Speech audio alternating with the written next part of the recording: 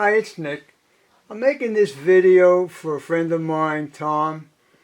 The three cars that you see here, his dad made them in 1935 or 36, and he made them out of cheese boxes. Inside each box was a bar of some type of cheese.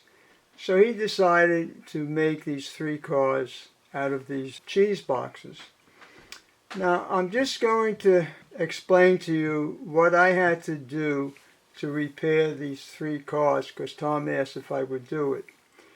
When he gave me the cars, all of the cars did not have trucks. So I had to go to a hobby shop that I go there once in a while, and it's Ridgefield Hobby in New Jersey. And I asked him if he has the trucks for this particular cars. And I did have one original one and showed it to him. He says he doesn't have this particular one, but he does have one similar to it, and it would connect a little different to the cars. So he brought them up and they fit the cars, so I bought the 6 of them. And the next thing I did, on the flat car you'll see the post right here, and I made those out of just balsa wood, and I paint them this reddish color. Another thing I did, he had, and I'm just going to show you the side view, over here he made a brake for each car.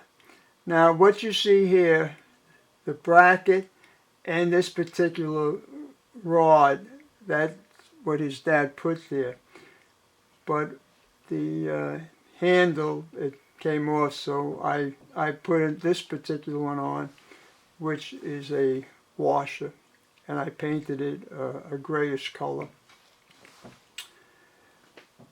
And on the other cars, I had to put the shaft, and again I used the washers on each of the other 2 cars. So basically that's what I did to repair the cars. I didn't go over the paint with new paint because I wanted to leave the original paint and texture, which his dad made in 1935 or 36. So now what I'll do is I'll just go over the details of each individual car. As you can see, this particular one, it's a box car, and he painted it yellow, and over here he has a metal step and then some rungs and one rung on the top, and those are, looks like they were staplers. Probably had a staple gun and just stapled them in there. And he had made a door, and this door does open. It's a little stiff at times, but you can see that it does open, and it's one on the other side. Matter of fact, everything I show you on this side will be on the other side. And he named this particular box car B&O. I'm going to again go on the side. He has another stapler here for a handrail or just a rung. And I like the way he made the couplers to connect each car. This particular coupler, it's made out of brass, and it has a hole here. All of them would have a hole the same as this one. But this particular coupler on this side of the box car, he folded the metal, so made it like a U. And then what would be, the other car has a flat piece of brass with the same hole, and it would fit in here, and then you would put a pin to drop in here, and then it would couple the both cars. And these little fold overs is so that when it makes turns, it'll help it to stay in a position instead of going all the way over. So that was nice. And then as you see here, this is where he put the screws in, but he painted them, so I guess for a little decoration. Now, the front of it is basically the same, and this is the flat piece here. Now you'll see this piece of copper. Now the reason I have that copper there, and it's like almost, it's an S shape, is that to hook it up to the cold tender, because the cold tender has a latch type coupler.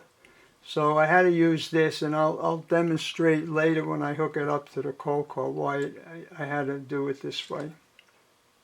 Now I'll show you the roof. I thought the roof was nice the way he did it. I'll tip it over.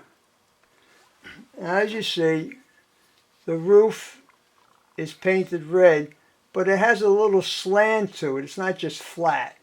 And then he put the walkway on top of the car. I thought that was nice.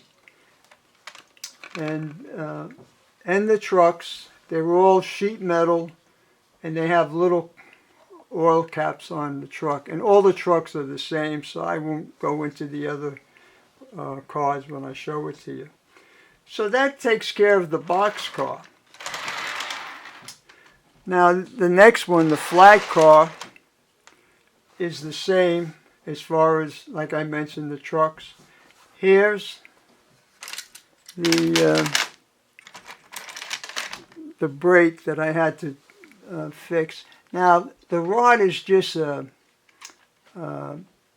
nail, finishing nail, and this, I left the head on there, and then I just glued it, and then the washer I put on top and I glued it. And this is the flat connector to connect the cars with the hole. And all the cars are the same way. Now I noticed on the flat car, he didn't give it a name, a road name. I don't know why. And then I'll just put it here so you can see it. I'll take this one out. He actually made little indentations here, and you get the piece of wood and you just put it in there and it stays in, as you can see. Thought that was neat. And again, he has a little staple here, and the same with the screws, and he painted it to give it a little decoration. One other thing I wanted to tell you, I thought it was interesting. I don't know if you can see it, but the wheels, there's a piece of sheet metal, and the wheels go through. He made a hole in the sheet metal, and he has a little U-clip, and he puts the U-clip on the shaft of the truck, and that holds it onto the sheet metal. And then the sheet metal, he has two screws, and he screws it to the bottom of the car. And that's how, it won't fall, but yet it'll still spin, as you can see here. So I thought that was pretty good on his part. And also, all the cars are put to the body of the, all the trucks are put to the body of the car the same way on the three of them. Now we have the gondola, and this, as you can see, is painted gray, and then you have the little step and the rungs. And he named this one the Pennsylvania Railroad. And again, there's the brake with the rod, and then the washer. And he has another rung here, and the same thing with the screws, how he decorated it. And then this is black, and then he put the gray where the screws would be. Give it a little character to it, I thought. Very nice.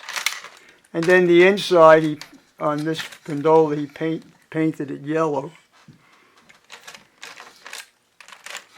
So I just wanted to show this and explain the cars. Now I'll show you how you hook them up. Let's see, now I want to get the camera so you can actually see it. Now this is the one with the tabs where he bent them over, and this is the straight one. And that goes on top of it.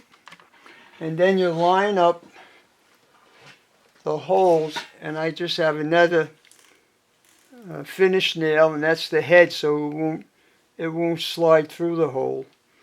And you just got to line it up, of course.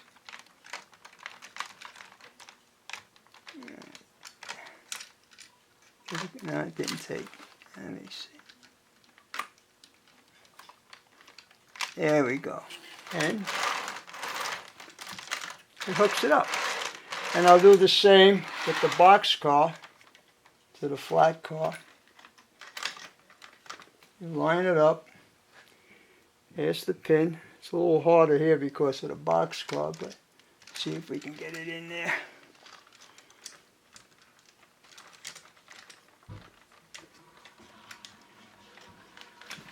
I remember that he did this 1937. He came up with this idea. So there we go. Let's get the wheels on there. And there you go. And you see where the part that hangs over, it only goes so far, so it helps it not to move too much. Unfortunately, that does happen. It's just a drop-in pin. But when it runs around the track, it won't happen. Get it down in there. And there you go. Now, I'll bring up the coal tender, and you'll see why I hope you can see this here. Try to get it the right angle. Okay. Now, this little latch, you pick it up, and this part of the S of the copper, you get it so that it goes right in here. Let's see if I can get it. It's trying to do this so you can also see it. Huh?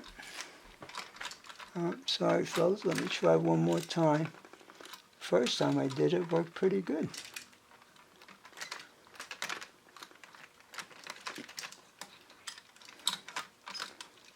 Maybe I have, let's see if we can get this in here.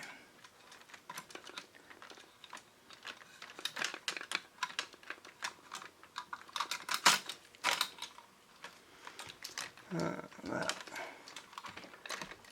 see if we try one more time. I don't know why I'm having so much trouble with it. I think I got it this time. Yep, I did. See how she just... Now, unfortunately, what I have to do is I have to get a little piece of clear tape and put it on there so that when it's going, this hook won't come up. So I'll just, 1 second.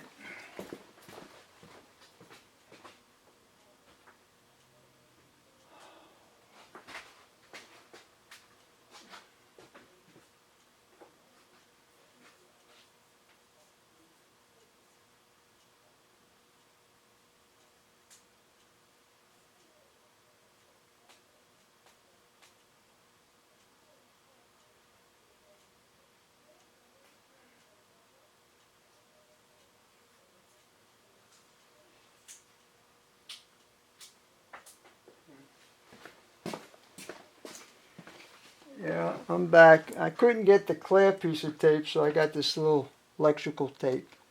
And it's just to hold it so that when it's running around, it won't open up.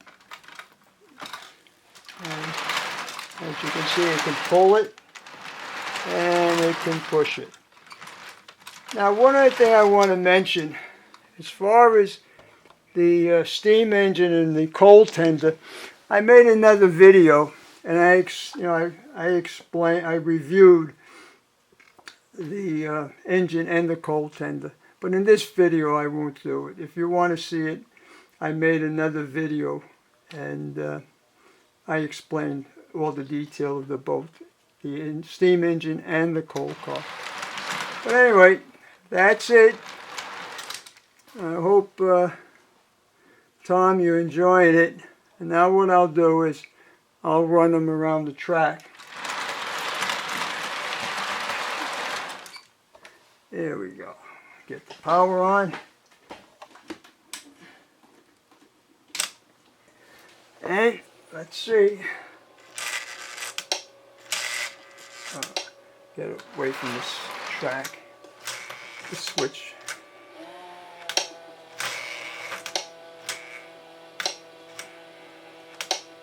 That's the relay.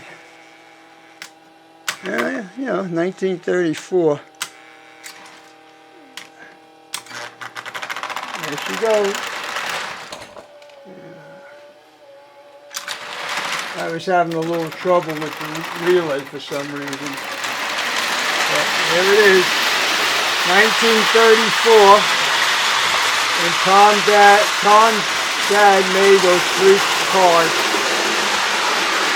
with wood boxes, and inside was held bars of cheese. And that's 1934 technology, and she's still running. I had to put the new bulb in. It's pretty good. I was having a little trouble with that relay. That's why she died down. But I might have to clean the motor. Sorry about that, fellas. I'm trying to get it so that she's running. We'll let her run around one more time or 2 more times. Just wanted my friend Tom to see how the engine's pulling the 3 cars his dad made. As I mentioned, 1935 or 36. This is running good. Well, Tom, I hope you're enjoying seeing your train running around. And I'm going to end the video now. You have a great time. Take care now. Bye.